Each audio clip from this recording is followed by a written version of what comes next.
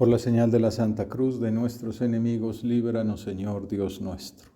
En el nombre del Padre, y del Hijo, y del Espíritu Santo. Amén. Señor mío y Dios mío, creo firmemente que estás aquí, que me ves, que me oyes. Te adoro con profunda reverencia. Te pido perdón de mis pecados y gracia para hacer con fruto este rato de oración. Madre mía Inmaculada, San José, mi Padre y Señor, Ángel de mi guarda, intercedan por mí. Jesús se encuentra en Jerusalén, ya en los últimos días de su vida terrenal. En el apretado resumen de los últimos capítulos de su Evangelio, San Mateo presenta las controversias del Señor con los fariseos. En una de ellas, tú, Jesús, te muestras con una parábola enseñando que los contrincantes tuyos no han sido buenos hijos de Dios. Es la idea central de todo lo que vamos a meditar con el Señor. Un hombre tenía 2 hijos.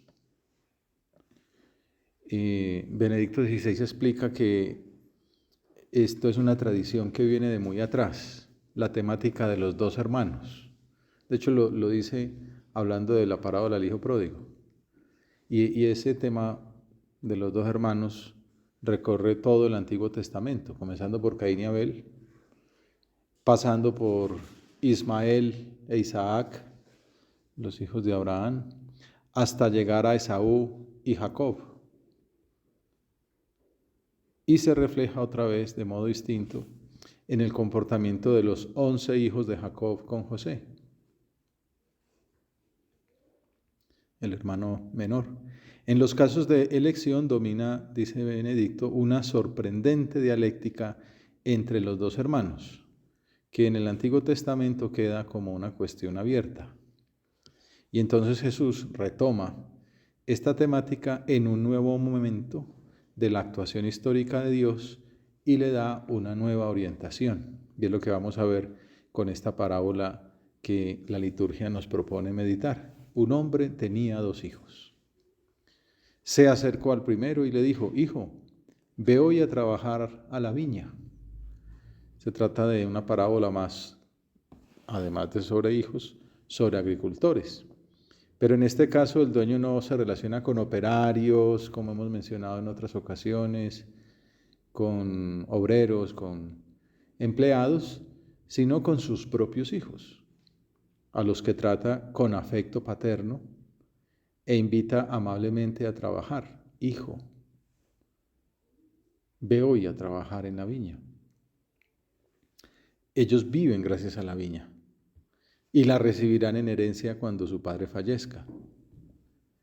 Es decir, estos muchachos están directamente implicados en ella. No le hacen ningún favor al papá si van a trabajar allí. Es además una obligación de justicia y hasta un buen negocio, podríamos decir.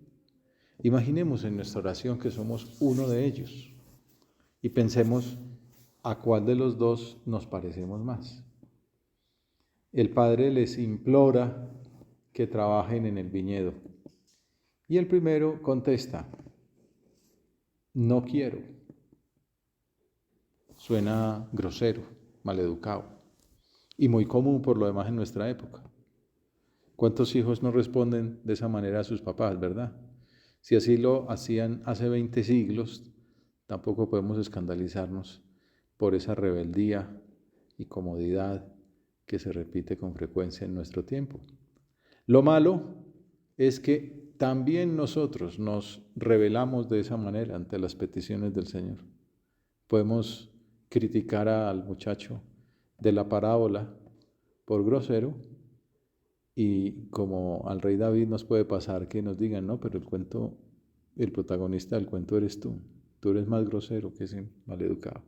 Tú le dices muchas veces al Señor, quizá no con palabras, pero sí con hechos: no quiero. Cuando nos pide más entrega, más lucha, que apartemos las ocasiones de pecado, que apaguemos las tentaciones en los primeros chispazos. Y además también le decimos que no cuando nos invita a seguirle en su entrega a los demás mediante el olvido de nosotros mismos. ¿Cuántas veces respondemos como el primer hijo, no quiero? Una respuesta tibia, que recuerda los versos de Lope de Vega tan bonitos, ese soneto que es del final de su vida, muy arrepentido de los pecados que había cometido y de las infidelidades, y que nos sirve a nosotros también, porque seguramente nos salen al pie de la letra y nos sirven para hablar con el Señor. ¿Qué tengo yo que mi amistad procuras? ¿Qué interés te sigue, Jesús mío? Que a mi puerta, cubierto de rocío, pasas las noches del invierno oscuras. Oh, cuánto fueron mis entrañas duras, pues no te abrí. Qué extraño desvarío. Si de mi ingratitud el hielo frío secó las llagas de tus plantas puras. ¿Cuántas veces el ángel me decía, alma, asómate ahora a la ventana, verás con cuánto amor llamar porfía? Y cuántas veces, hermosura soberana, mañana le abriremos, respondía, para lo mismo responder mañana. Pues es el retrato de un alma tibia, de un alma como ese hijo al cual el padre le dice, ve hoy a trabajar en nuestra viña, y le respondemos, mañana.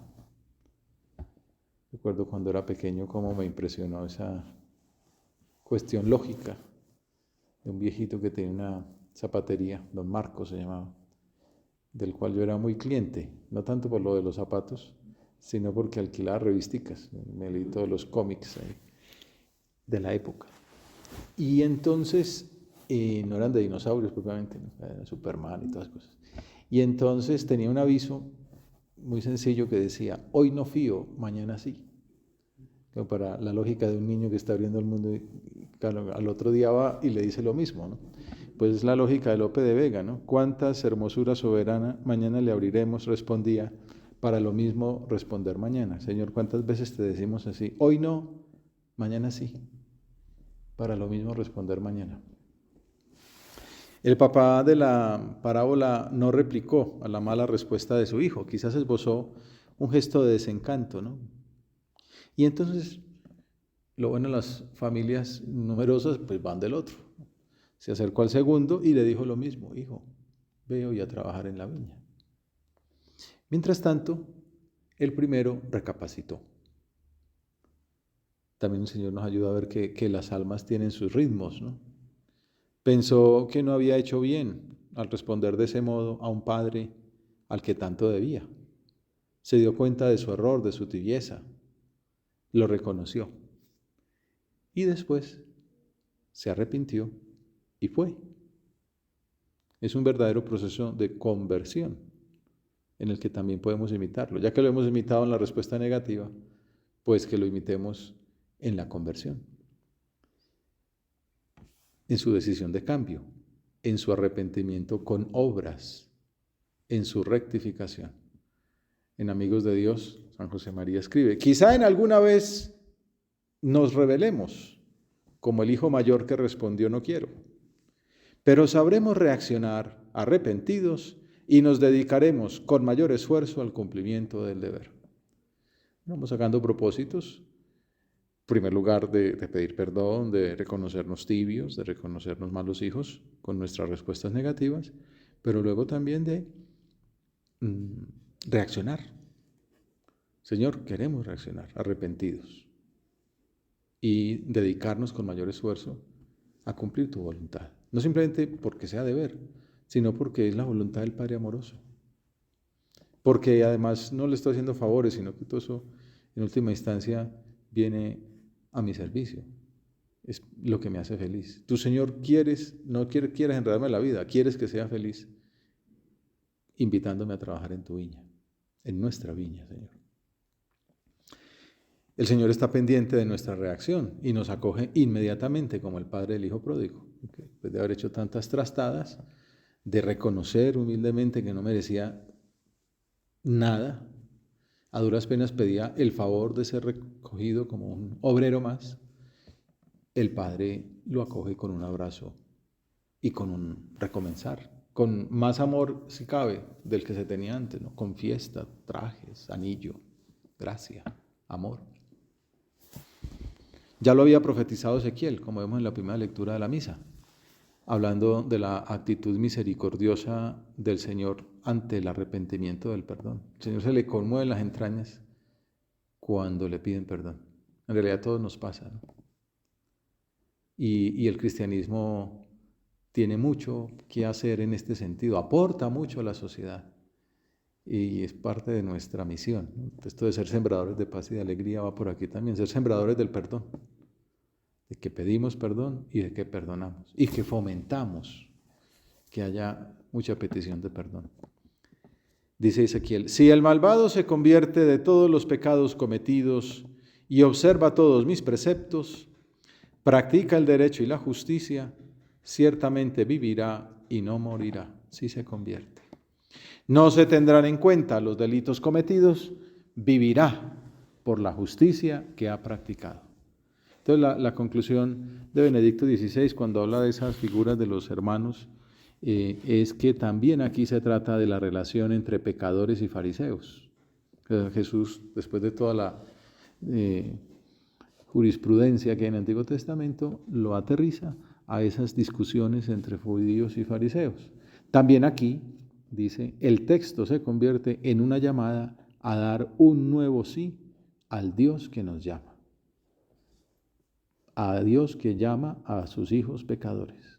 A no creernos fariseos impecables, que en realidad están llenos de soberbia y son los peores hijos, sino sabernos malos hijos, que le hemos dicho que no al Señor, pero que Él nos espera y que queremos arrepentirnos y volver al viñedo, volver a la casa.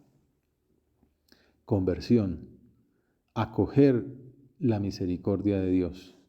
Es a lo que nos llama este Evangelio, a rectificar nuestra conducta. Equivocarnos, equivocamos, pero la invitación es a volver.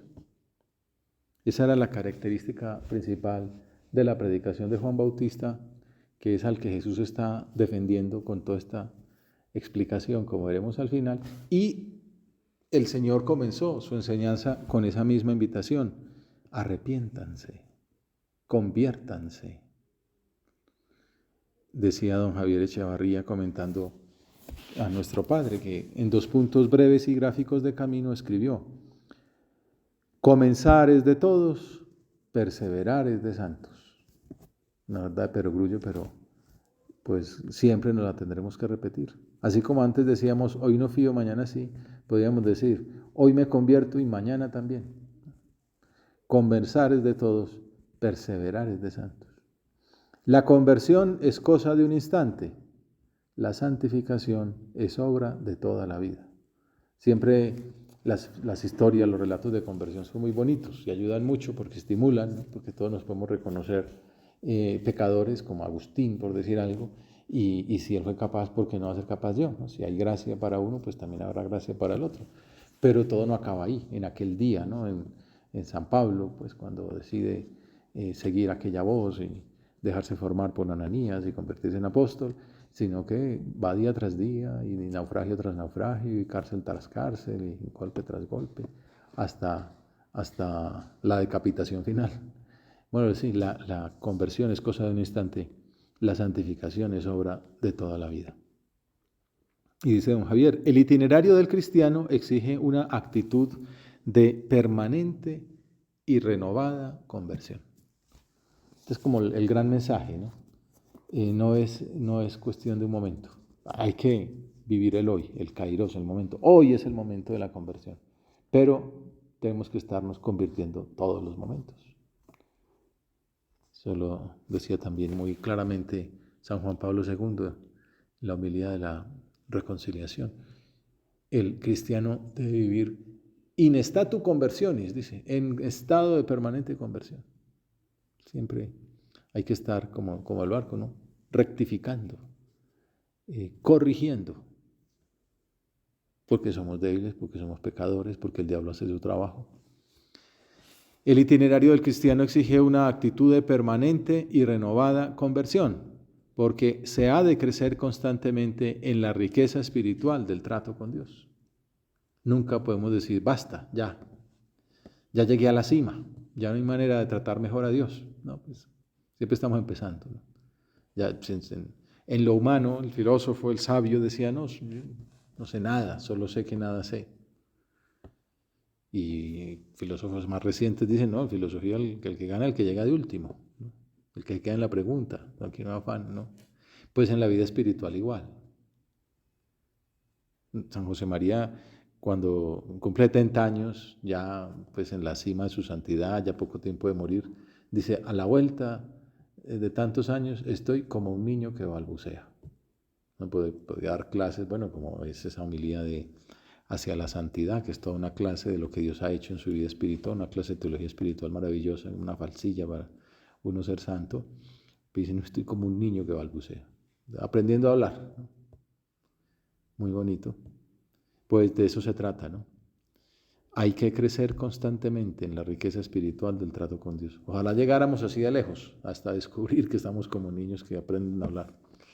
Esta perseverancia implica empeño, decisión, concretar propósitos, en un afán santo por rectificar y mejorar cada día un poco, sin ceder al cansancio y menos aún al desánimo.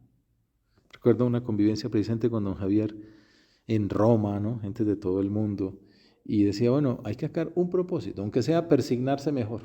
Se ha gastado esos millones del viaje para volver persignándose mejor, valió la pena. Obviamente algo más se habrá hecho, pero decía, pasos pequeños, ¿no? Aunque sea, puede ser más puntual en la oración, cuidar más la preparación, cuidar más el trabajo, cada uno un punto pequeño, sin ceder al cansancio y menos aún al desánimo, porque todo esto va en llave, ¿no? Con todo lo demás. Crecer en algún punto, en alguna virtud, es crecer en todas. Crecer en amor de Dios, en última instancia. Rectificar, decidirse a la conversión, exige una profunda humildad. Reconocer el propio error, un acto al que se opone nuestra soberbia. Yo diría, mal hecho de mi parte, haberle hecho a mi papá que no, ¿verdad? Pero que le diga al otro, porque siempre soy yo. ¿Por qué me lo dice a mí sin avisar? Uno puede encontrar cantidad de disculpas, ¿no? Hace falta humildad para decir, qué mal hice. Voy a ir a la viña, voy a obedecerle. La humildad es decir, reconocer que el otro tiene derecho a pedirme aquel favor. También hace falta ser muy humildes para saberse necesitados de la gracia de Dios.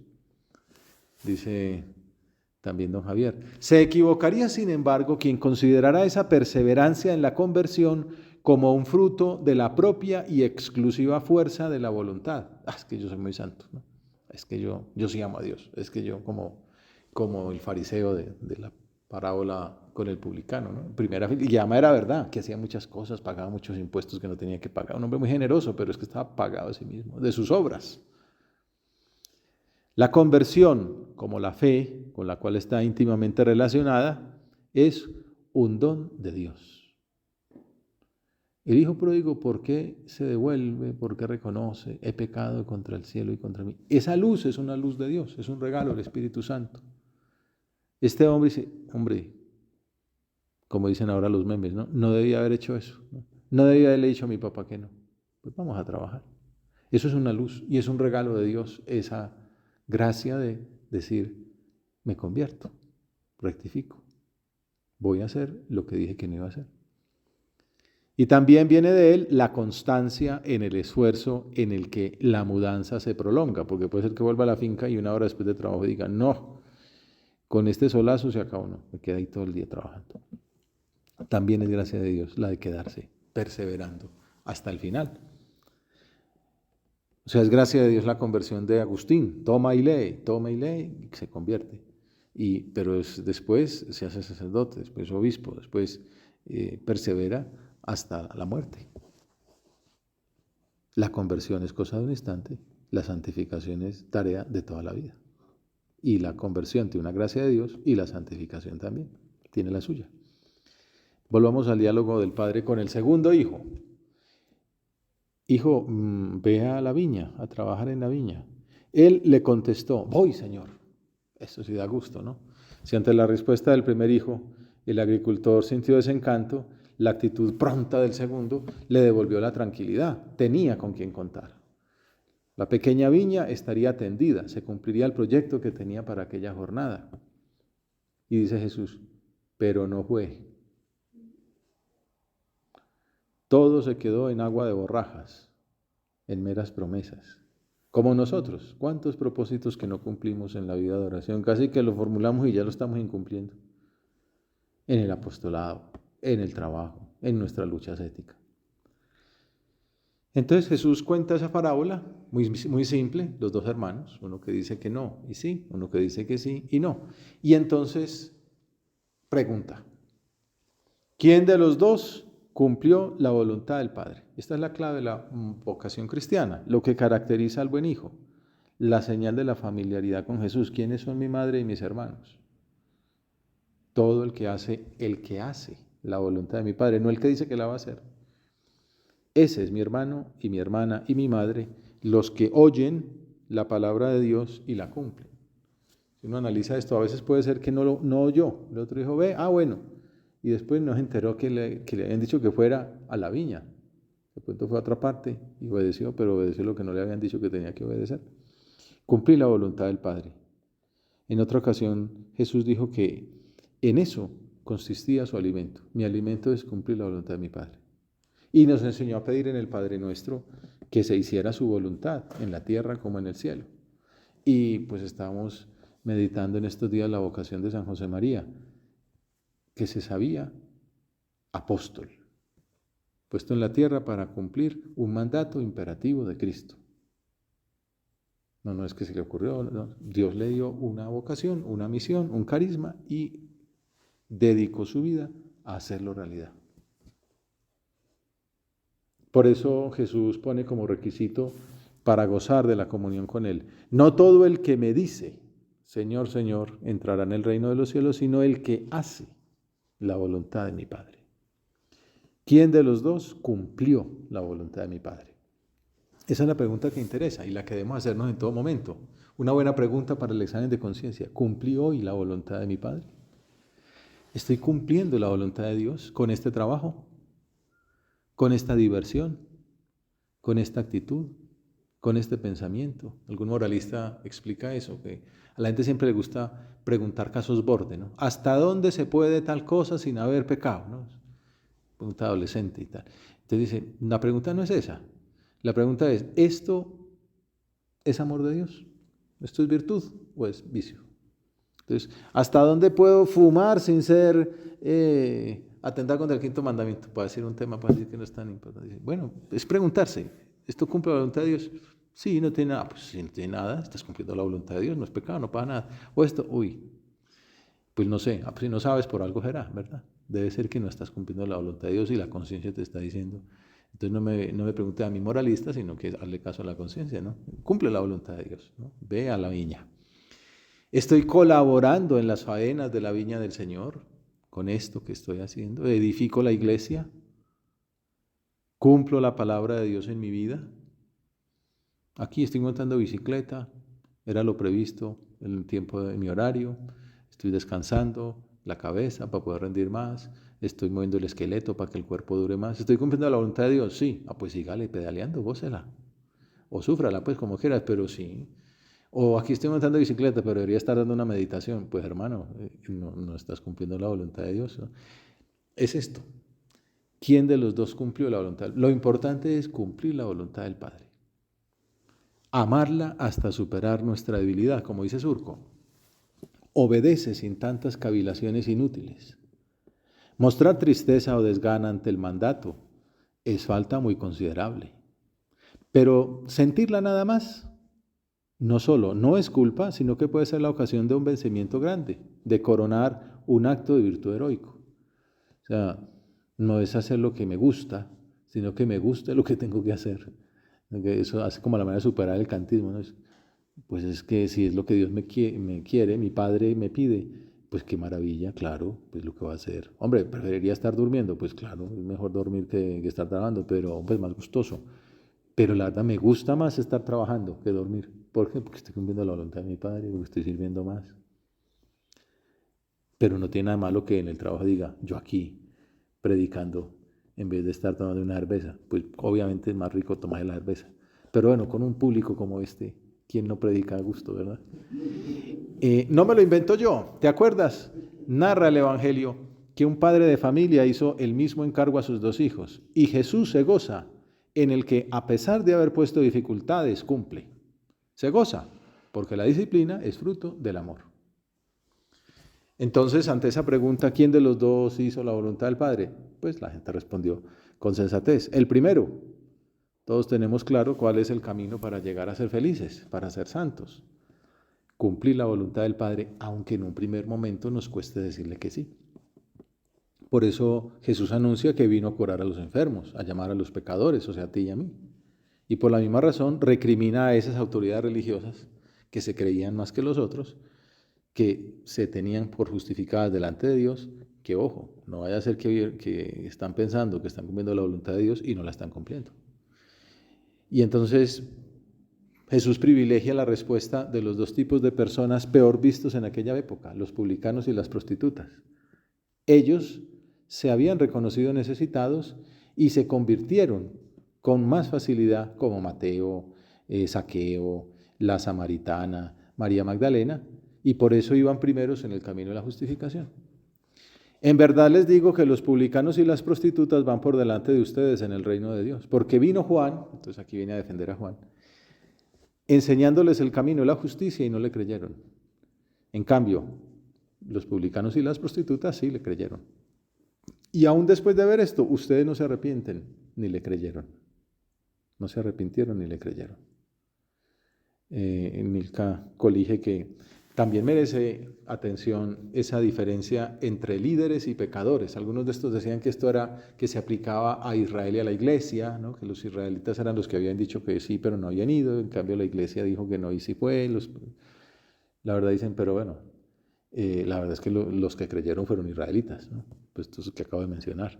Entonces no es tan así. Mateo lo que está invitando es a esos fariseos a que se conviertan y al lector a darse cuenta que no debe ser como ese líder autoconvencido, sino como el pecador bien dispuesto.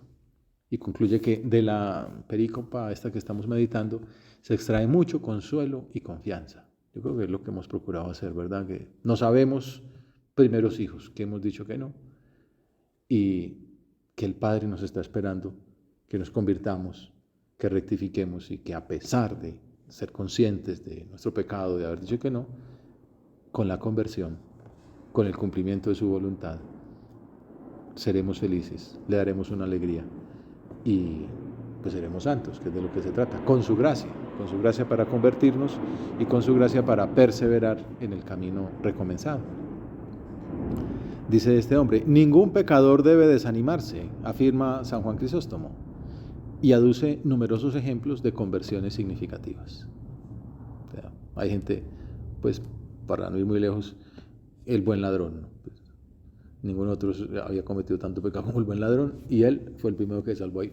Listo, hoy estarás conmigo en el paraíso. Entonces, tranquilos que siempre hay lucha, siempre hay un momento para responder a la gracia divina. Ojalá sea hoy, ojalá escuchéis hoy su voz, no endurezcáis vuestro corazón. Podemos concluir acudiendo a la intercesión de nuestra Madre para que nuestra respuesta sea como la del primer hijo. Hombre, ojalá respondiéramos que sí y lo hiciéramos, pero como sabemos que somos débiles, que decimos mañana para lo mismo contestar mañana, pues que al menos después, mañana, sí volvamos y cumplamos la voluntad del Señor y nos convirtamos de una posible primera reacción negativa, como decía don Javier Echavarría.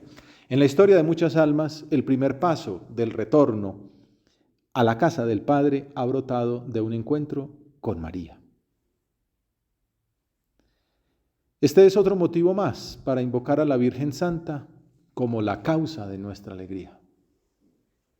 El recuerdo de una enseñanza materna, la imagen que nos trae pues memorias de la infancia, un consejo que habíamos recibido, si quieres ser fiel, sé muy mariano, decía San José María. De la Virgen nació el Salvador del mundo. A través de ella se torna al camino que conduce a su Hijo, porque, como recordaba el fundador del Opus Dei, a Jesús siempre se va y se vuelve por María. Te doy gracias, Dios mío, por los buenos propósitos, afectos e inspiraciones que me has comunicado en esta meditación. Te pido ayuda para ponerlos por obra. Madre mía Inmaculada, San José, mi Padre y Señor, Ángel de mi guarda, intercedan por mí.